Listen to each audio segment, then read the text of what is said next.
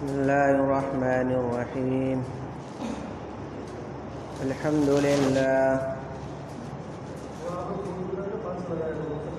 لله نحمده ونستعينه ونستغفره ونؤمن به ونتوكل عليه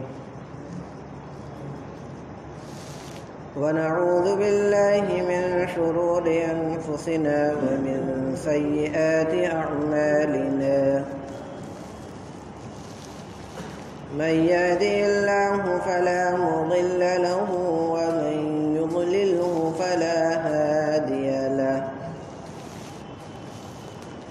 ونشهد أن لا إله إلا الله وحده لا شريك له، ونشهد أن سيدنا ونبينا ومولانا محمدا عبده ورسوله، أرسله بالحق بشيرا ونذيرا. أما بعد، فأعوذ بالله من الشيطان الرجيم. بسم الله الرحمن الرحيم. يا أيها الذين آمنوا توبوا إلى الله توبة نصوحا. صدق الله العظيم.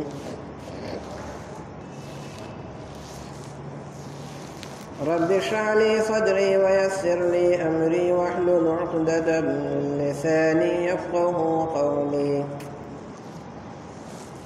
درود شریف پڑھ لیں. اللهم صل على سيدنا ونبينا ومولانا محمد وعلى آل سيدنا ونبينا ومولانا محمد وعلى آله وبارك وسلم. محترم بھائیوں، بزرگوں اور دوستوں،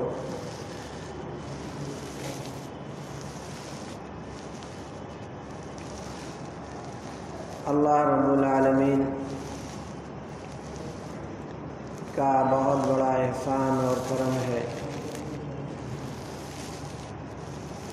کہ 7 مہینے کے مسلسل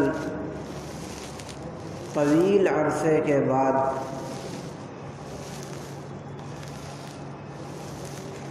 آج اس جامع مسجد کے اندر اتنی بڑی جماعت کے ساتھ نماز جمعہ کی ادائیگی کا اللہ نے موقع مرحمت فرمایا.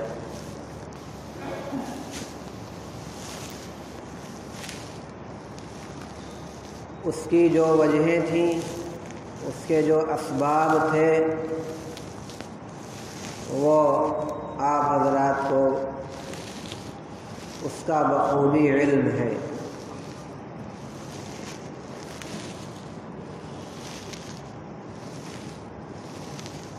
ایک ایسے مرض کا پوری دنیا کے بیشتر ممالک میں پھیل جانا، جس کو کرونا کا نام دیا گیا، اور اس کا اثر ہمارے اس ملک کے اندر بھی پڑا، اور کیسے کیسے حالات، کیسے کیسے واقعات آپ حضرات کی نگاہوں سے گزرے، یہ سب کسی سے پوشیدہ نہیں ہے، سب لوگ اچھی طرح واقف ہیں.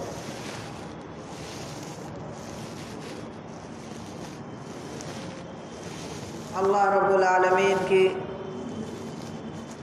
مرضی اور حکم کے مطابق ہی دنیا میں جو کچھ ہوتا ہے وہ سب کچھ ہوتا ہے. اللہ کی مرضی کے بغیر کوئی بھی کام نہیں ہوتا۔ اللہ تعالیٰ کو یہی منظور تھا۔ بہرحال ہمارا اس بات پر یقین ہے وَكَانَ أَمْرُ اللَّهِ قَدَرًا مَقْدُورًا۔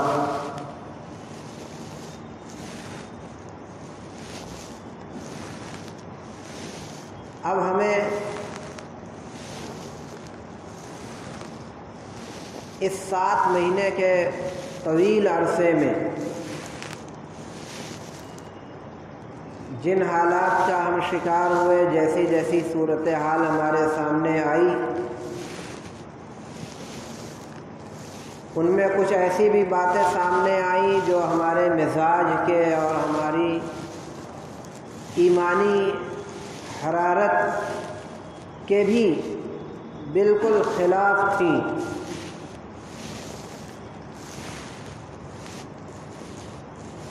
ایمانی اعتبار سے ہم محسوس کر سکتے ہیں کہ یہ واقعہ نہ ہوا ہوتا تو بہتر تھا۔ کچھ ایسے بھی حالات سامنے آئے، لیکن صرف پچھتانا، تمنائیں کرنا، آرزوئیں کرنا اور اس طرح کی امیدیں وابستہ کرنا کہ یہ نہ ہوتا اور یہ ہو جاتا، اتنا ہی کافی نہیں ہے، بلکہ پہلے بھی یہ بات کہی جا چکی ہے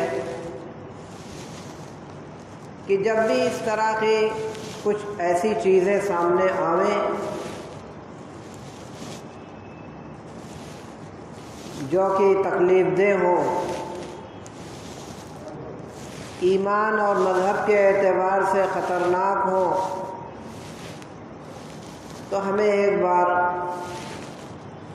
اپنے ماضی کا، اپنے حالات کا اور اپنے جو طرز زندگی ہے، جو نقل و حرکت ہماری ہے، ان سب کا ایک بار جائزہ لینا بہت ضروری ہوتا ہے۔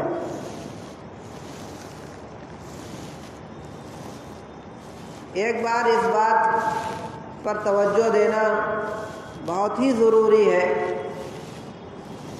کہ ان حالات کے پیدا ہونے کے پیچھے ایسا تو نہیں کہ خود ہماری بدعمالیاں اور ہماری کچھ غلط حرکتیں یہ سبب بنی ہوں اللہ رب العالمین کی ناراضگی کا، اور جس کے نتیجے میں اس طریقے کے حالات سامنے آئے ہوں۔ ہم سب لوگوں کو اس پر غور کرنا چاہیے اور یہ مان کر چلنا چاہیے کہ ہم میں کا کوئی بھی آدمی یہ نہیں کہہ سکتا کہ ہم گناہ گار نہیں ہیں۔ ہر آدمی کسی سے چھوٹا کم گناہ ہوتا ہے، کسی سے زیادہ گناہ ہوتا ہے۔ تو اپنا محاسبہ کرنا اور جو کچھ بھی ماضی میں غلطیاں ہو گئی ہوں اللہ رب العالمین سے مغفرت طلب کرنا، توبہ استغفار کرنا، اللہ تعالیٰ کو خوش کرنے کی، راضی کرنے کی کوشش کرنا ہم سب لوگوں کے لیے ضروری ہے۔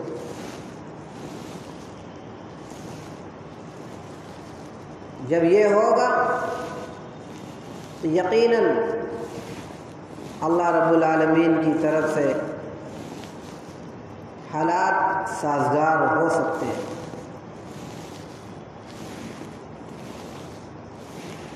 جیسا کہ ہمارے آباء و اجداد کی تاریخ رہی ہے، ہمارے بزرگوں کا دور رہا ہے جبکہ انہوں نے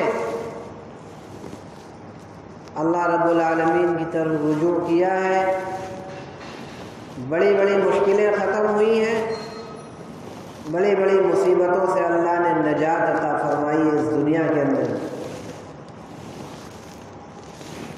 آج بھی وہ حالات اور کیفیات پیدا ہو سکتی ہیں، بشرطے کہ ہمارے اندر اسی طریقے کا ایمان ہو، عمل کا جذبہ ہو، اللہ کی طرف رجوع کرنے کا ہمارے اندر اہتمام ہو۔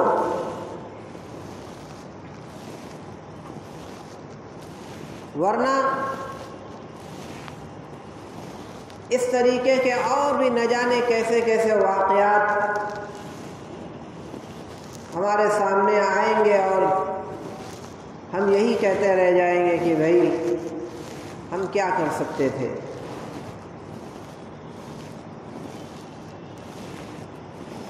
نہیں، مسئلے کا یہ حل نہیں ہے، ہمیں اس کے اسباب اور جو چیزیں اس کا باعث بنی ہیں ہمیں اس پر سنجیدگی سے غور کرنا ہوگا۔ ہماری ایمانی اعتبار سے جب ہم اپنا جائزہ لیتے ہیں تو سر شرم کی وجہ سے جھک جاتا ہے۔ ابھی مارچ کے آخر کے ہفتے میں جو لاک ڈاؤن کا اعلان ہوا، پورے ملک کے اندر یہ اعلان عام کر دیا گیا کہ سب لوگ اپنے اپنے گھروں میں رہیں گے۔ بہت ہی شدید ضرورت کے وقت کوئی آدمی باہر نکل سکتا ہے، اور اس کی وجہ سے تمام عبادت گاہیں بند کر دی گئیں، تمام تعلیمی ادارے بند کر دیے گئے، چاہے اسکول کالج رہے ہوں، چاہے بڑے بڑے یونیورسٹی اور مدارس رہے ہوں، سب کو بند کر دیا گیا، جن کا سلسلہ آج بھی ابھی بند ہے۔ ابھی بھی بہت سارے تعلیمی ادارے آج بھی بند چل رہے ہیں۔ بہرحال ان کا جب وقت آئے گا وہ کھلیں گے، اپنا کام آہستہ آہستہ ہوگا۔ مذہبی مقامات کو بھی بند کیا گیا۔ جب بھی اس طریقے کی وبائیں اور عمومی مصیبتیں آتی ہیں تو آدمی اللہ کی طرف رجوع کرتا ہے، توبہ استغفار کا اہتمام کرتا ہے، مسجدوں میں وہ بھاگ کر جاتا ہے اور تسبیحات کا، نوافل کا، تلاوتوں کا، ذکر کا اہتمام کر کے اللہ تعالیٰ سے دعائیں کرتا ہے۔ لیکن یہاں تو عجیب و غریب کیفیت پیدا ہو گئی کہ مسجدوں میں جانا نہیں ہے، بھیڑ اکٹھا کرنی نہیں ہے، اسی لیے اعلان کیا گیا کہ اپنے اپنے گھروں کے اندر رہ کر نمازیں ادا کی جائیں۔ لوگ اپنے گھروں میں نمازیں ادا کرتے تھے، اسی میں رمضان بھی آیا، شب برات کا موقع آیا، رمضان المبارک کا موقع آیا، عید الفطر ہے، عید الاضحیٰ ہے، اور سب سارے کے سارے ہمارے جو بڑے اہم مواقع تھے جن میں ہم باہر آ کر عبادت میں مصروف ہوتے تھے، عیدگاہوں میں جاتے تھے، مسجدوں میں جاتے تھے، سارے کے سارے پر روک لگی، کوئی کہیں نہیں جا سکتا۔ بہرحال ایک چیز تھی جس کی وجہ سے ہماری مجبوری تھی، لیکن جب یہ اعلان کر دیا گیا کہ ہر آدمی اپنے اپنے گھروں کے اندر رہ کر نمازیں ادا کرے، تو جو ایمان کے اعتبار سے مضبوط تھے، پکے نمازی اور دیندار تھے، انہوں نے تو اپنے گھروں میں نمازوں کا اہتمام کیا۔ ایسے ایسے گھر بھی ہیں جہاں پہ باقاعدہ 5 وقتہ نمازوں کی جماعتیں ہوتی تھیں، پابندی سے 5 وقت کی نمازیں لوگ اپنے گھروں میں باجماعت پڑھتے تھے۔ یہ اللہ کے نیک بندے، اچھے لوگ تھے۔ لیکن اسی عرصے کے اندر ایسے بھی ایک ٹولے اور جماعت اور گروہ کا سامنا کرنا پڑا جن کی نقل و حرکت اور نماز کے تعلق سے لاپرواہی کو دیکھ کر ایسا محسوس ہوا گویا اس طریقے کا اعلان ہو جانا ان کے لیے بہت خوشی کی بات ہو گئی کہ چلو اب اتنے دن ہمیں نماز نہیں پڑھنا پڑے گا۔ گھر کے اندر تنہا بھی نماز نہیں پڑھی اور جماعت کا تو تصور ہی کیا۔ یہی وجہ ہے کہ آپ نے بھی دیکھا ہوگا ایسے بہت سارے لوگوں کو کہ نماز کے اوقات آئے چلے گئے، وہ لوگ جو کہ روز کے نمازی ہوا کرتے تھے وہ بھی اپنے اپنے باہر چبوتروں پر، دکانوں پر، یہاں وہاں بیٹھے اپنا وقت کاٹ دیا، لیکن نماز پڑھنے اپنے گھر پہ نہیں گئے۔ بہت بڑی جماعت ایسی ہے۔ ٹھیک ہے، جماعت سے مسجد میں نماز پڑھنے کی پابندی تھی، نماز مسجد میں نہیں پڑھ سکتے تھے، لیکن گھر کے اندر تو پڑھ سکتے رہے۔ گھر میں بھی نہیں پڑھنے کی ضرورت محسوس کی، اور جب نماز نہیں پڑھی تو پھر دعا کیا کریں گے، پھر ذکر کیا کریں گے۔ ایک بہت بڑے گروہ اور بہت بڑے طبقے سے ایسا محسوس ہوا کہ ان لوگوں کا یہ حال ہے۔ تو جب یہ صورتحال ہو اور اس کے باوجود ہم یہ امیدیں وابستہ رکھے رہیں کہ ہمارے ساتھ رحم کا معاملہ ہو، ہماری مرضی کے مطابق سب چیزیں ساری ہوں، تو یہ کیسے ہوگا؟ ہم اللہ کو خوش کرنے والے بنے۔ اللہ تعالیٰ ہمارا محتاج تو ہے نہیں، نہ ہماری عبادتوں کا محتاج۔ اللہ تو غنی ہے، بے نیاز ہے۔ ہم اللہ کو خوش کریں گے تو اللہ ہم سے راضی ہوگا، اور ہم اس پر کوئی توجہ نہ دیں۔ اور آج بھی جب کہ اعلان آ گیا کہ مسجدوں میں لوگ نماز ادا کر سکتے ہیں اور 100 آدمی کی تعداد بھی مقرر کر دی گئی، لیکن مسجدوں کے اندر جو تعدادیں پہلے تھیں وہ آج بھی نظر آ رہی۔ ان تعدادوں کے اندر کوئی خاص اضافہ نہیں ہوا۔ بہرحال یہ سب اپنا جائزہ لینے، محاسبہ کرنے کی ضرورت ہے، اور ایسا نہیں کہ یہیں سے سب معاملہ ختم ہو گیا۔ ابھی آئندہ کیسے کیسے حالات آئیں گے، کیا کیا ہوگا، بہت دور دور تک آپ دیکھیں اندھیرا ہی اندھیرا نظر آ رہا ہے،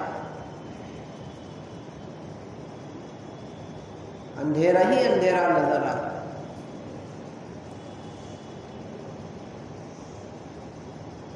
جو صورتحال ارباب اقتدار، حکمراں طبقے کی طرف سے ہے، کیسے کیسے ہمارے ساتھ کیا کیا معاملات ہو رہے ہیں، کون نہیں جانتا۔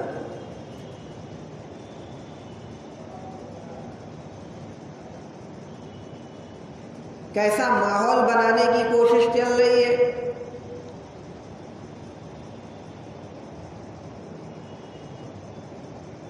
بابری مسجد کا جو معاملہ تھا، سب لوگوں نے دیکھا، بھائی جو فیصلہ آیا تھا نومبر 2019 میں، اس پر جو کچھ ہوا سو ہوا، کیسے کیسے تبصرے ہوئے، کیسی کیسی باتیں ہوئیں، لیکن بھائی ٹھیک ہے، فیصلہ تھا۔ اور آپ نے دیکھا کہ وہاں پہ ایک ایسی عمارت جو خالص مسجد تھی، اس مسجد کو منہدم کیا گیا، اور منہدم کرنے کے بعد اس کو مندر بنانے کے لیے سنگ بنیاد ڈالی گئی۔ محض اس مفروضے کی بنیاد پر کہ یہاں پہلے مندر تھا، جبکہ کورٹ نے تسلیم کیا، ساری چیزیں فیصلے کے اندر آئی کہ حقیقت کیا تھی، کیا تھا، سب کچھ۔ لیکن آپ نے دیکھا، اور میں تو پہلے بھی کہہ چکا ہوں اور آج پھر کہہ رہا ہوں کہ وہاں پہ مندر نہیں تھا، یہ تو ساری دنیا نے تسلیم کیا، ساری دنیا کو حقیقت معلوم ہو گئی۔ لیکن اب جو ہوا، سب لوگوں نے یہ دیکھ لیا کہ مندر تو تھا نہیں، لیکن مسجد کی جگہ پر یہ مندر بنایا گیا، یہ تو سب لوگوں نے دیکھ لیا۔ اپنے اچھے طریقے سے یہ بات سب لوگوں نے سمجھ لی کہ ہماری عبادت گاہ، ہماری مسجد کی جگہ پر مندر بننے جا رہا ہے، ہاتھ لگا دیا گیا۔ تو رہتی دنیا تک وہ مندر رہے گا، ساری دنیا ہمیشہ یہی سمجھے گی اور یہی حقیقت تسلیم کرنے پر مجبور ہوگی کہ مندر جو بنا ہے وہ مسجد کی جگہ پر بنا ہے۔ اور پھر اس کے بعد جو لوگ ملوث تھے اس مسجد کو ڈھانے میں، ان میں ایسے ایسے چہرے بھی ہیں جن کو ملک کا بچہ سمجھ رہا ہے کہ یہ پورے طور پر ملوث ہیں، اور سارے لوگ اچھی طرح جانتے تھے کہ ان کا اس مسجد کو منہدم کرنے میں بھرپور ہاتھ تھا، منصوبہ بندی کی تھی، ماحول بنایا تھا، پورے ملک میں جا کر سازشیں رچی تھیں،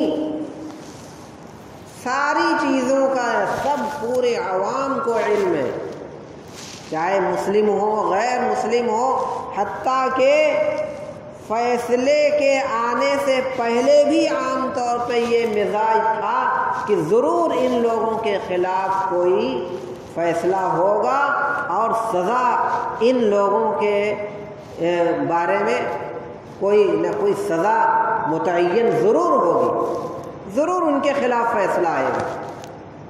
عام طور سے یہ سمجھا جا رہا ہے، اور کیوں نہ سمجھا جاتا؟ پہلی بات تو یہی کہ بھائی سارے کے سارے لوگ، کوئی ایسی چیز ڈھکی چھپی تو تھی نہیں۔ دوسری بات یہ کہ چاہے جو کچھ بھی ہو، اب تک یہی رہا کہ ہمارے ملک کی عدلیہ کے اوپر اعتماد لوگوں کو ہوا کرتا تھا۔ اس اعتماد کی بنیاد پر لوگوں کو یہی تھا کہ بھائی جو فیصلہ آئے گا اس فیصلے میں تو ان لوگوں کو مجرم ضرور مانا جائے گا۔ عام طور سے یہ مزاج تھا لوگوں کو۔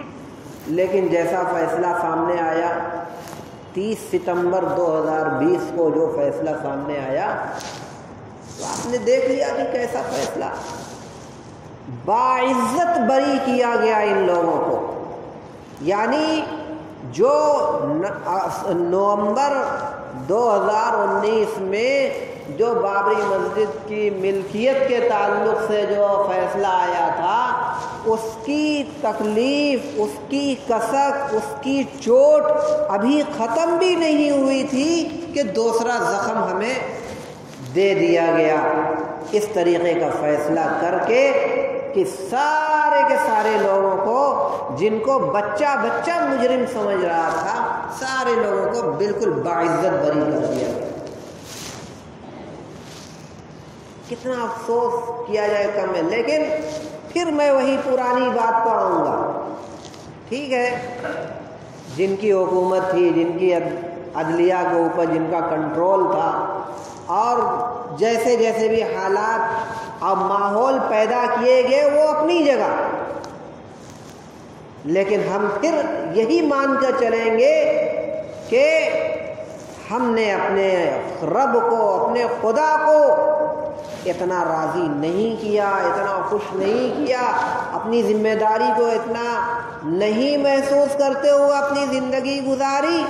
ورنہ اگر ہم اللہ کو خوش کرنے والے، دعاؤں کا اہتمام کرنے والے، کچھ عاجزی اور انکساری کا مظاہرہ کرتے ہوئے ہم اللہ سے رو رو کر گڑگڑا کر اللہ تعالیٰ سے ہم اگر بھیک مانگتے ہوتے کہ اے اللہ جو کوئی بھی فیصلہ ہو حق اور صحیح فیصلہ کرنے کی توفیق عطا فرما دے ان ذمہ داروں کو، اے اللہ تو ہی دلوں کے اندر بات ڈال دے، اگر ہم اس طریقے سے دعاؤں کا اہتمام کرنے والے ہوتے تو ہمیں امید ہے بلکہ یقین کامل ہے کہ ضرور اللہ رب العالمین ہماری دعا سنتا اور قبول کرتا۔